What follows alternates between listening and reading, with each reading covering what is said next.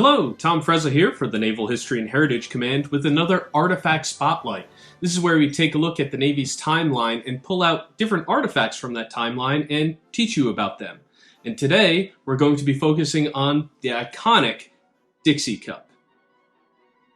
Now, before the Dixie Cup comes into the system, sailors really don't have anything to wear on their heads during the hot summer months or in tropical environments. Really, the only thing that they were issued to wear on their heads was the Navy flat hat, which is made out of wool material, which is really detrimental to the sailors in that climate. Now, sailors were given permission to private purchase straw hats that they could wear, but nothing was really standardized in the regulations. Well, that changes in 1886 when the Navy writes in the regulations that sailors be issued a low, rolled brim, high-domed item constructed of canvas, and the Dixie Cup is born. While, yes, the early Dixie Cups were made out of canvas and were kind of stiff to wear, later ones, through cost-cutting measures, were constructed of cotton, like the ones that we see today. And they were a lot floppier in the brims, which is why you see so much stitching within the brim itself today to keep that shape of the Dixie Cup.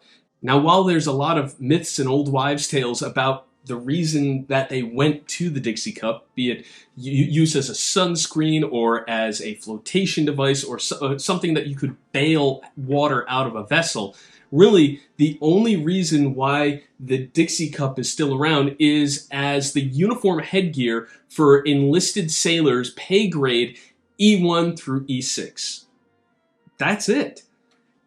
And despite the regulations saying that the cover is not to be crushed, bent, or rolled, sailors have been personalizing their hats by stylistically reshaping them since their inception. In fact, if you go through some of the historic images of sailors through the years, you can see them wearing them all sorts of different ways. Be it tilted to one side at a jaunty angle, be it forward on the forehead, be it on the back of the head, or be it with the edges rolled down in as, I guess you could say, a Gilligan-style look right there.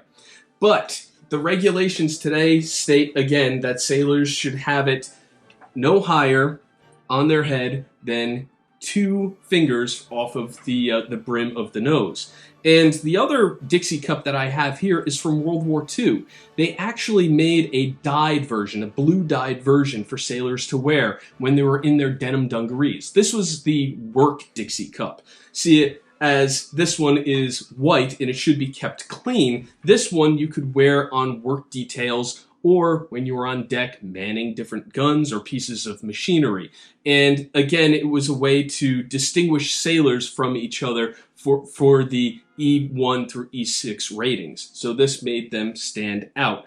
You really only see the dyed Dixie Cups during World War II and some during the Korean War, but after that, these dyed Dixie Cups are actually phased out.